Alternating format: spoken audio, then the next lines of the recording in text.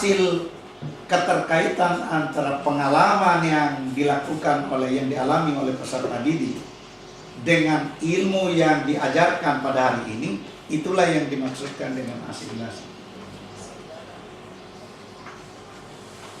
Untuk apa kita kaitkan ilmu yang sekarang dengan pengalaman masa lalu? Agar peserta didik mampu membangun pengetahuan baru. Jadi misalnya begini, ini HP apa ini ya? Mereknya HP apa ini? Polytron. Buatan? Halo. Taruhlah ini ya, Samsung ini tidak secanggih Samsungnya kamu produk sebelumnya ini. Lalu lahirlah HP-nya Samsungnya Pak Dr. Mu.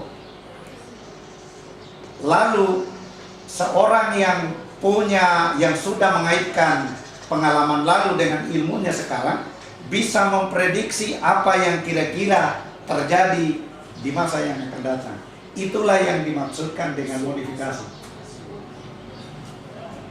Jadi keterkaitan antara pengalaman dengan ilmu yang didapatkan hari ini membangun pengetahuan baru sehingga dia bisa memprediksi apa yang terjadi di masa yang akan datang. Sehingga kecenderungan itu semakin berlanjut, akhirnya dia menjadi skema, menjadi kebiasaan, sudah begitulah idealnya.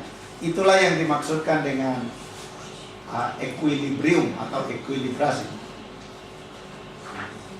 Seharusnya kita membelajarkan peserta didik harus melewati 3 tahap ini. Itulah yang dimaksudkan dengan tahap kognisi. Ini menurut Piaget. Tadi saya menyebut 2 pakar. Jadi Piaget itu, Pak, dia mengaitkan antara perkembangan anak dengan umur. Oleh karena itu, anak itu tidak bisa masuk di kelas 1 SD sebelum dia berumur 7 tahun atau 6 tahun lebih, mengakhiri 7 tahun. Itulah yang diikuti oleh hampir seluruh dunia. Kalau zaman kita dulu mungkin tidak mengadopsi itu karena ada teori tersendiri. Jangan terima. Kalau tidak mau, belum bisa masuk. Jadi sayangnya teori itu tidak ditulis sehingga tidak dikenang orang. Jadi Piaget ini dia mengaitkan dengan umur. Di Indonesia pada saat menerima peserta didik baru kita berpatokan ke umur.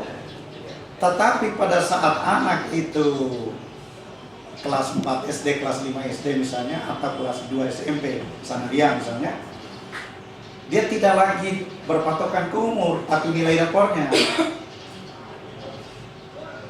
Idealnya, kalau berpatokan ke umur, berapa umurmu? Umurku 10 tahun, masuk di kelas 5 SD, kelas 4 SD.